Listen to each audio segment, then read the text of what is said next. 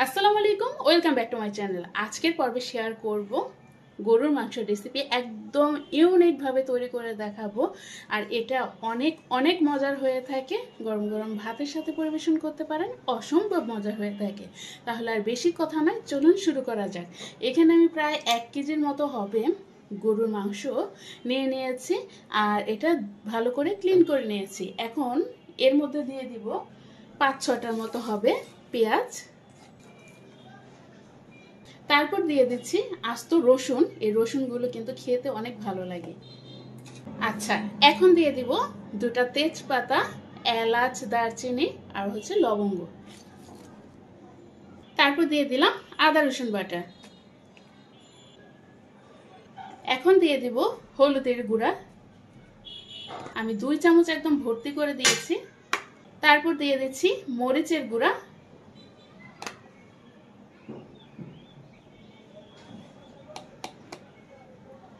আড়াই চামচের মতো দিয়ে দিলাম। চামচের চেয়ে একটু কম হবে গরম মশলার গুঁড়া। 1/2 চামচের মতো দিয়ে দিলাম ধনিয়ার গুঁড়া, সামান্য একটু টেস্টিং সল্ট, স্বাদ অনুযায়ী লবণ।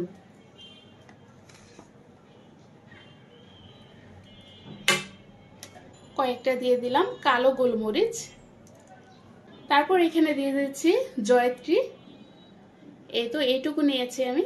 এটা একটু এখন হাতের সাহায্যে একদম যতটা সম্ভব গুঁড়ো করে দেওয়া যায় এটা আমি গুঁড়ো করে দিয়ে দেব।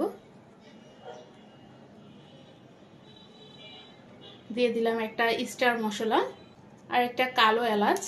এই তো এইটুকু দিয়ে দিব আমি জয়ফল। এটা একটু বটির সাহায্যে একদম কুচি কুচি করে দিয়ে দিচ্ছি। এই তো বটিতে কুচি কুচি করলে এমনটা হবে। এটা কষানো হয়ে গেলে তখন এগুলো গলে যাবে। এবার এর মধ্যে দিয়ে দিচ্ছি টমেটো সস। তারপর দিয়ে দিচ্ছি সয়া সস।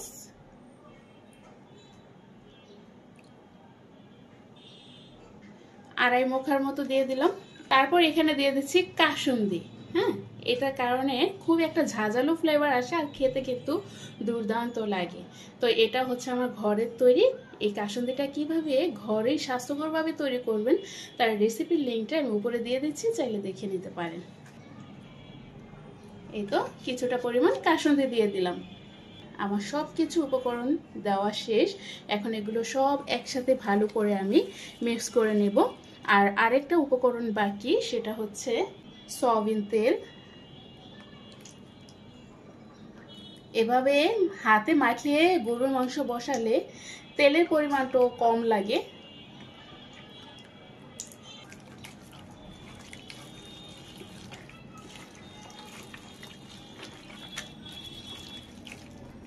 সব কিছু ভালো করে মেখে নিতে হবে। এই পর্যায়ে খুব সুন্দর একটা ঝাঁঝালো ফ্লেভার আসছে। খুব ভালো করে মশলাগুলো মাখিয়ে নিতে হবে যাতে করে প্রতিটা মশলা মাংসের গায়ে গায়ে লেগে থাকে।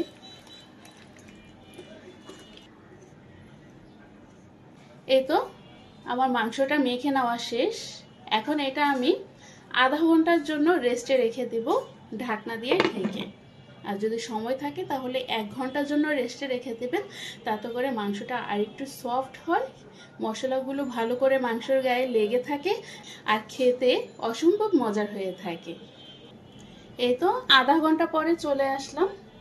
আমার হাতে সময় থাকলে আমি আরও কিছুক্ষণ রাখতাম। তো যাই হোক, এখন চুলাটা আমি অন করে দিচ্ছি।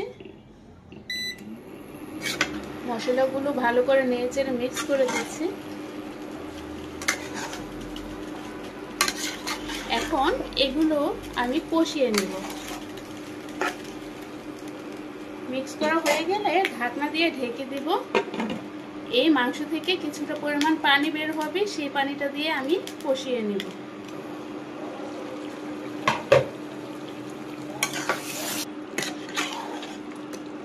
এই তো মাংসের গা থেকে অনেকটা পানি উঠে এসেছে।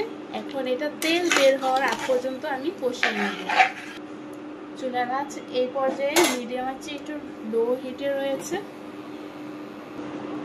এই তো প্রায় 10 মিনিট পর ঢাকনাটা উল্টিয়ে দিচ্ছি। দেখতেই পাচ্ছেন তেল কিন্তু আমার উপরে দেখে উঠে চলে এসেছে।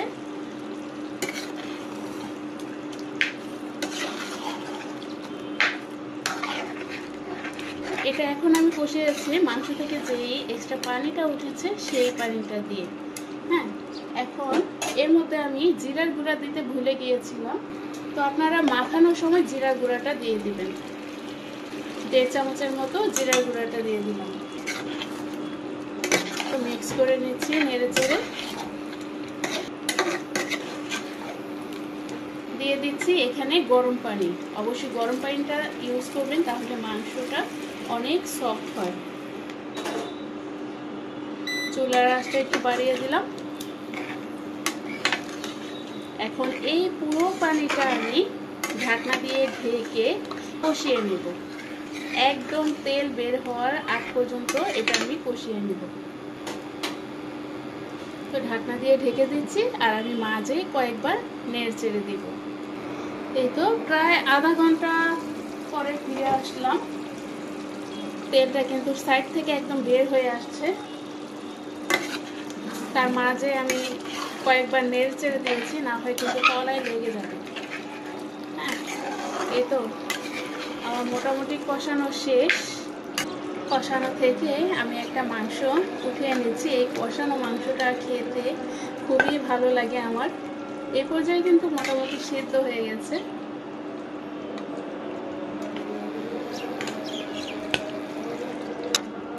যখন কষানো শেষ হয়ে যাবে তখন চুলার হিটটা একদম হাই ফ্লেমে রেখে আবার এখানে আমি গরম পানি ইউজ করছি।